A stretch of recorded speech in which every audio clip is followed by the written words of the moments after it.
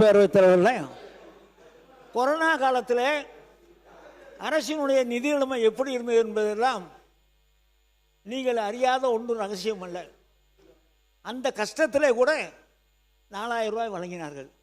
எங்களுக்கு என்ன பிரச்சனை என்று சொன்னால், எங்கள் பக்கத்திலே இருக்கால போய் நீ ஏன் எங்களுக்கு ஓட்டு போடலை, நாங்கள் உங்களுக்கு நிறைய செஞ்சுருக்கோமே, எங்கள் தலைவர் இதெல்லாம் பண்ணியிருக்காரு அப்படின்னு சொல்லும்போது என்ன சொல்லிட்டாங்க, நம்முடைய முதலமைச்சர் வந்தால் எங்களுக்கு 10,000 ரூபா கிடைக்கும், நான் வீட்டில் இருந்தால் 4000 ரூபா கிடைக்கும், எங்கள் வீட்டுக்காரம்மாவுக்கு எங்கள் அம்மாவுக்கு 3000 ரூபா கிடைக்கும், இதெல்லாம் கணக்கு போட்டு 10,000 ரூபா மாதம் கிடைக்கும், 6 சிலிண்டர் வரை கிடைக்கும், நீங்கள் வந்தால் கொடுப்பீங்களா? அதுக்காக தான் ஓட்டு போட்டோம். நாங்கள் அதில் ஏதாவது ஒன்று வருவான்னு நான் தேடி தேடி பார்த்தோம்.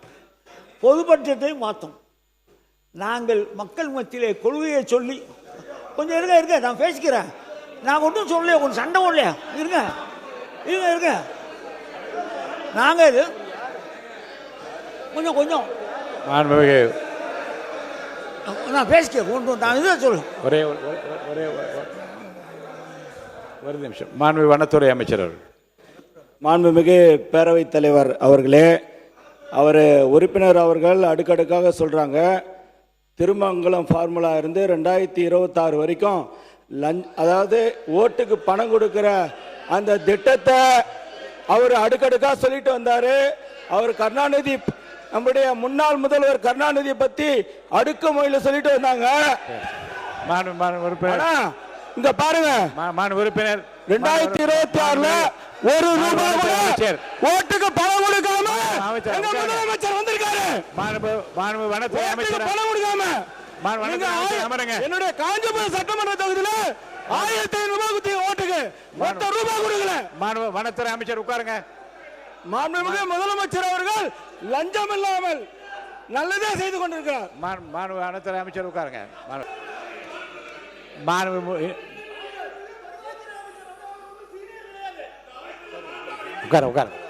உட்காருங்க.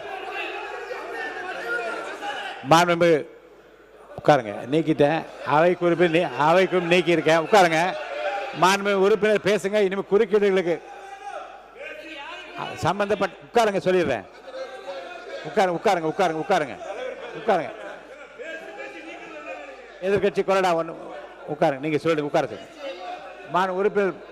உறுப்பினர் பேசுங்க. இனி உறுப்பினர் பேசுகிற போது குறுக்கீடுகளை தவிர்த்து அவர் பேசி முடிந்த பிறகு விளக்கங்களை பெறலாம். உறுப்பினர் மட்டும் பேசுங்க. உட்கார சொல்லிட்டேன். நான் தான் விளக்கம் சொல்லிட்டேன். உட்காருங்க. இதை பற்றி விளக்கம் சொல்லிட்டேன். உட்காருங்க. நான் சொல்லிட்டேன்ல, அதே விளக்கத்தை நான் சொல்லிட்டேன். உறுப்பினர் பேசி முடித்த பிறகு சம்பந்தப்பட்ட துறை சார்ந்த அமைச்சர்கள் பதில் சொல்லலாம். அது வரைக்கும் குறுக்கீடு இல்லாமல் உறுப்பினர் பேசும்படி கேட்டுக்கொள்கிறேன்.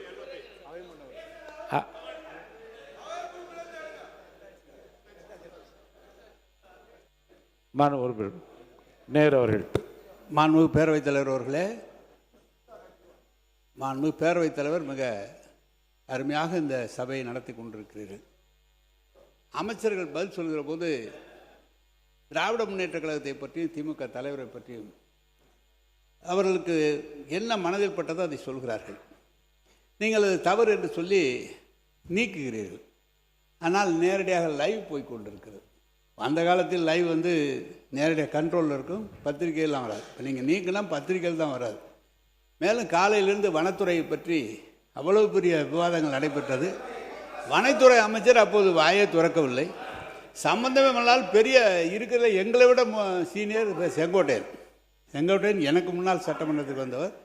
அவருடைய துறையிலே அவர் தலைவருடைய பெயரை சொல்லி இப்படியெல்லாம் பேசுவது என்ன நியாயம்? அப்படி பேசுகிற போது மீண்டும் இவர்களும் பேசினால் நீங்கள் சபையை எப்படி நடத்த முடியும் என்பதை கேட்டு. இல்லை அது இல்லை. மாண்புமிகு பேரவைத் தலைவர், ஏற்கனவே ஒரு ரூலிங் இருக்குது.